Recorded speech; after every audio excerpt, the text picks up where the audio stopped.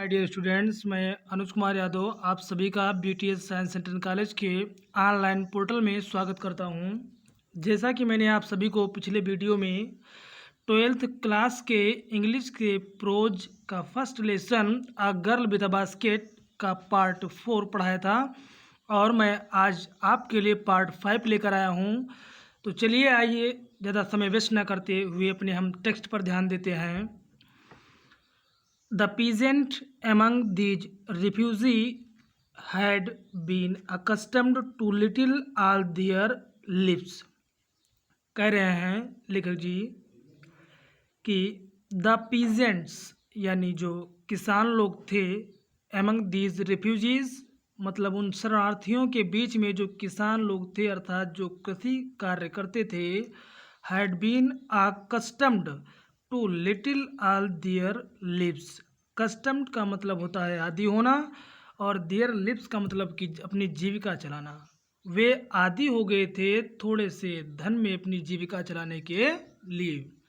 For क्योंकि the annual income of an agricultural family, क्योंकि कह रहे हैं कि एनुअल इनकम जो वार्षिक आय होती थी उन एग्रीकल्चरल फैमिली अर्थात कृषिक जो परिवार के लोग थे उनकी जो वार्षिक आय थी डज नॉट एक्सीड वो अधिक नहीं थी ऑन एन एवरेज औसतन $100 आ ईयर, एक साल में लगभग 100 एक वर्ष में लगभग $100 से अधिक उनकी जो एनुअल इनकम थी वो नहीं थी।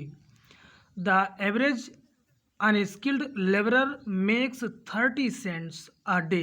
कह रहे हैं कि द एवरेज औसतन अनस्किल्ड लेबरर जो अकुशल मजदूर होते थे मेक्स 30 सेंट्स, वे 30 सेंट्स कमा लेते थे अ डे एक दिन में, और लेस दैन $2 अ वीक्स या वे एक सप्ताह में $2 से कम कमाते थे।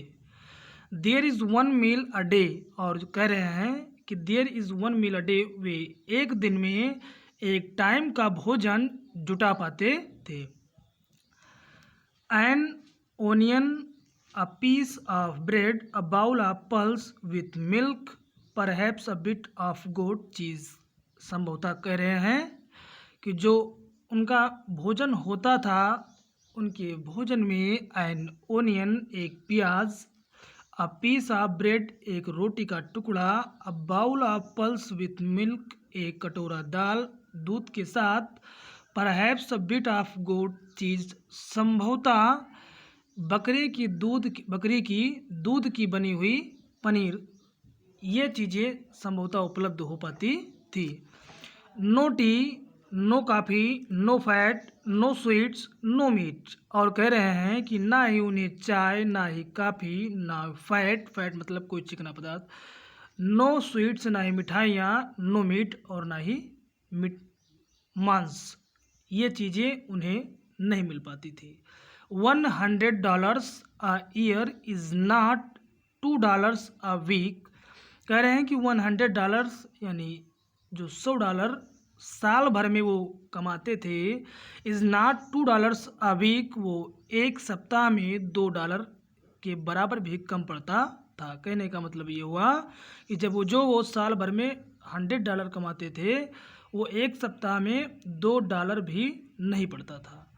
येट फिर भी even that small amount is hard to earn by selling baskets to people too poor to buy them. कह रहे हैं फिर भी इवन यहाँ तक कि दैट की स्मॉल अमाउंट, इतना छोटा अमाउंट जो था, इतनी छोटी रकम थी, इज़ हार्ड टू अर्न, उसे जुटा पाना बहुत ही कठिन था, बाई सेलिंग बास्केट्स, इन टोकरियों को बेचकर, टू पीपल उन लोगों से, टू पुअर जो अधिक गरीब थे, टू बाई देम इन्हें खरीदने के लिए।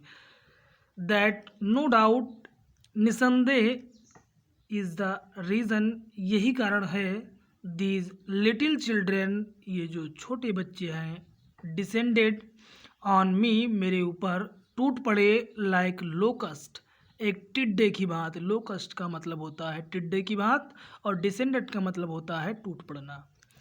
I an American was doubtless, निसंदेह मैं अमेरिकन था। द मोस्ट प्रॉमिसिंग मार्केट, उनके लिए एक ही बहुत ही अच्छा ग्राहक था। मोस्ट प्रॉमिसिंग मार्केट का मतलब अच्छा ग्राहक होना। तो मैं निसंदेह उनके लिए अमेरिकन था ही, और उनके लिए क्या था, अच्छा ग्राहक था। दे हैड सीन, जिन्होंने कभी देखा था। आई बाट वन टिनी बास्केट, मैंने एक छोटी टोकरी खरीदी। फॉर अ फ्यू आनाज, कुछ आनों की। अनादर फ्रूट बास्केट, और मैंने कुछ फल की टोकरियाँ खरीदी।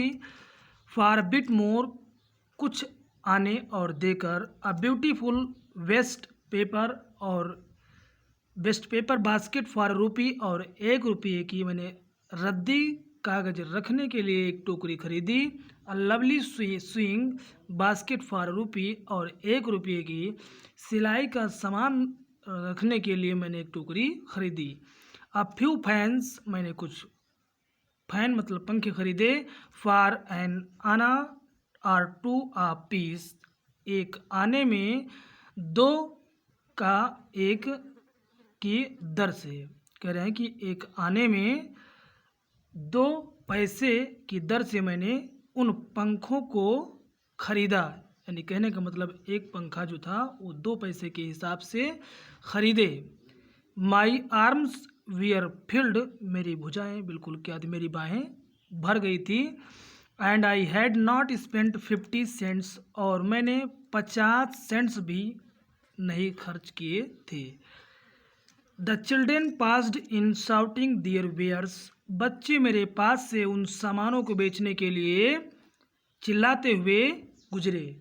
आई वॉज अ प्रिजनर, मैं कैदी, बिल्कुल कैदी की भांति।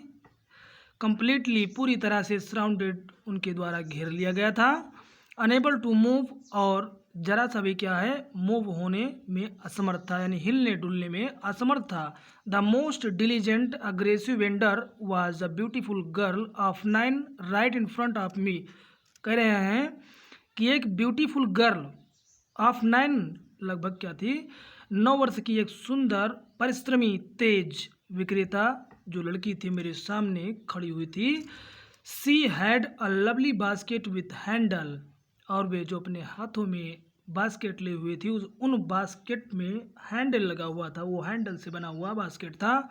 And she wanted a rupee and half for it, और वह इस बास्केट का लगभग 1.5 रुपये मांग रही थी, और अथवा अबाउट 30 सेंट्स या 30 सेंट्स, यानी जो अपने हाथ में वे वह हैंडल लगा हुआ बास्केट लिए हुई थी, वह लगभग 1.5 रुपये या 30 सेंट्स उसका चाह रही थी, मांग रही थी। She was an earnest pleader, वह विनम्र निवेदन कर रही थी। There was tears in her eyes, उसके आंखों में आंसू थे। She pleaded and begged in tones, वह अपने इन स्वरों में इन स्वरों में आग्रहपूर्व निवेदन कर रही थी। That would wring any heart, जो कि किसी के हृदय को पिघला सकता था। मैं रिवाइज कर रहा हूँ पुनः। सी प्लीडेड एंड बेग्ड, वह अनुग्रह कर रही थी। इन टोन, उन अपने स्वरों में, मतलब ऐसे वो शब्दों में अनुग्रह कर रही थी। दैट की would wring any heart, wring any heart का मतलब होता है किसी भी व्यक्ति के हृदय को पिघला देना, परिवर्तित कर देना। तो ऐसे स्वरों से वो आग्रह कर रही थी उन टोकरी बेचने का, जिससे कि भी किसी भी व्यक्ति का हृदय पिघल सकता था। Thank you.